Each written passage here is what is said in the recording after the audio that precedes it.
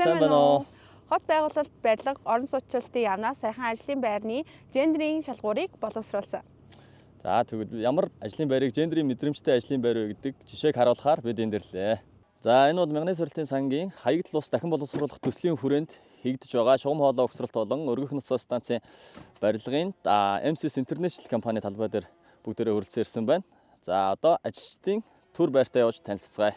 За хэдий төр байрч гэсэн ажилчдын амрах өрөөтэй, эмнэлгийн үйлчлэгээ үзүүлэх хэсэгтэй, за мөн гэрэлтүүлэг сайтай ажилчдын аюулгүй ажиллах орчныг бүрэн хангасан байна.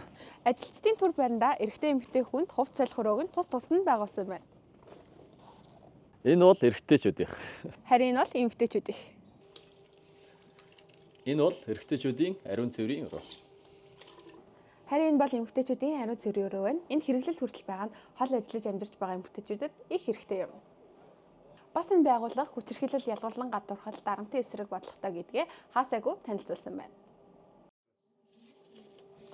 Энэхүү хайрцагт хэрвээ санал гомдол мөн талархал байвал хэнд ч мэдгэдэггүйгээр хийх боломжтой юм байна шүү.